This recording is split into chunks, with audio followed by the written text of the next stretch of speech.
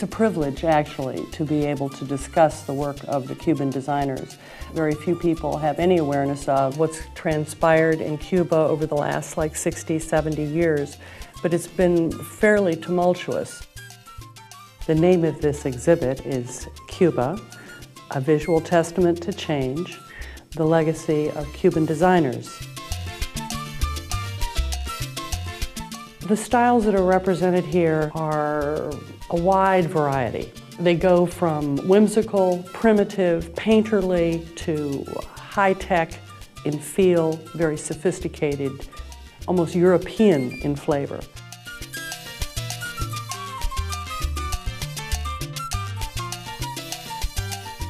It shows the background of some of the artists.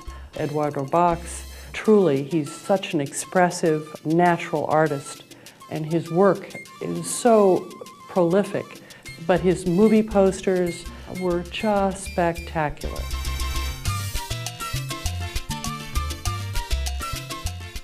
Alfredo Rusgard, whose iconic vision of Che Guevara really kind of set the tone for the Cuban Revolution. His work alone set a whole new direction and brought the world attention to Cuba.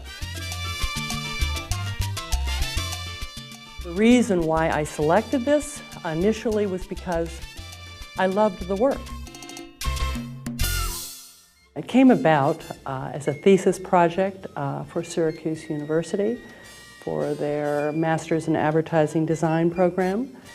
I decided on embracing the Cuban experience of art because it was an underserved segment of graphic design that had not been seen before. I really found their work had a graphic quality that I saw missing in contemporary work today. So this kind of led me on a path of realizing that I really appreciated work with content, work that had a theme, that wasn't simply selling goods or services, but that established kind of an ideal, the goals, the moral principle, the guiding principle of a country. This level of graphics really was developed by Fidel Castro, I have to tell you. He had the vision. There's a speech that he gave early on, basically encouraging the intellectuals and the artists to participate in shaping the look, the brand, if you will, of this revolution. As a Cuban American, the imagery was a little bit difficult to take because my parents left Cuba. They were forced to leave. They lost, what they had. Castro confiscated, what have you. So I see it from that perspective. I don't have the luxury of distance as a non-Cuban American would. As a professor and instructor of design, I see really interesting imagery, very powerful. The fact that art is not a regulated industry, it crosses border, and artists from here can take imagery from Cuba and vice versa. A powerful image is a powerful image. They're just selling different things. So it's interesting. It's good for the students to see the exhibit. I definitely think about what my students will gain from this, no question. In fact, it became very apparent when I started this, and actually when I completed it, how important it would be. One, because I work here at a college that has a very diverse community, and that's what makes it good. I certainly wasn't aware of what was going on at the time. I wasn't aware of the art being produced, and to get a chance to see what was being done during this time, and all the different kinds of styles, and especially with how limited these artists were to be able to create these works. It was really, I really enjoyed it. It was really interesting. I'm definitely going to look some of these artists up. I've definitely gained a lot of respect for all the artists here, even though I haven't heard of a lot of them. I have the utmost respect for them, having done all this by hand or just through silkscreen or screening, like this one behind me here. I think it's incredible, and it definitely kind of gives me some inspiration for some of my work. It sort of spoke to me in not my exact heritage, but the same sort of Latina feeling with the bright colors and how lively it is, the life in it, just how it speaks loudly. They only had silkscreen or lithography. They had virtually no money. They had no paper. They had no ink. So what you see here is really born of their limitations, not so much because they had it all available to them.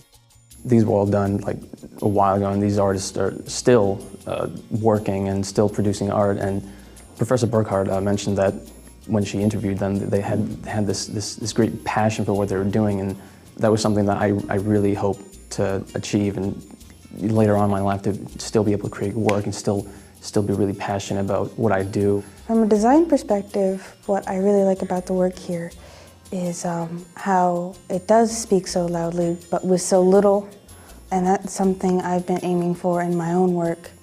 And to see it done so clearly and so well is inspiring and just fills me with ideas and something I can go out and do for myself. I take away like a lot of just kind of ideas and like different styles that are out there, and it just kind of says that you don't have to be like the most accurate or the most realistic. Anything goes. It's all about the message, what it's saying, and just how powerful it is, and just like what you're trying to say. In the end, I feel like one of two bookends of a story about Cuba told here at Montgomery College. All of these images with respects to the Cuban Revolution, and then, in my humble way, my paintings that deal with the rafters, the people that have gotten on board a tiny craft, inner tubes, what have you, and made the journey across the straits. You know, so that's interesting, as almost an irony. It's still relevant. It's as relevant as the day it was first displayed. And that's, what, 50 years? 50 years since a lot of the work in this room was created.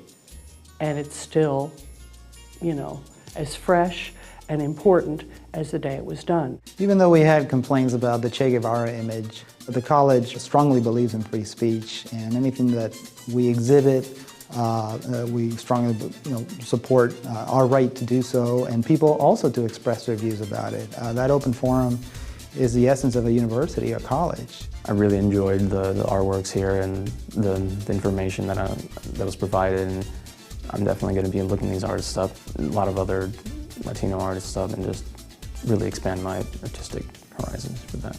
Going into it, I definitely plan to try and follow in some of these guys' footsteps. Really just kind of comes down to the ending artwork and just really how much of yourself you kind of put into it. I'm really grateful for it, that I was able to see this. It does mean a lot to me in terms of heritage and in terms of design, how well I can relate to it. So to be able to see this sort of thing is really, really helpful. Beltran says, the practice of graphic design everywhere depends on national and international circumstances. I hope graphic design will not turn its back on the growing social problems. Nothing more eloquent to conclude than a phrase of José Martí, which since my adolescence has been a warning or a caveat for my own practice.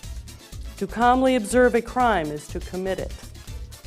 It is a warning for the present and the future of graphic design in its social implications.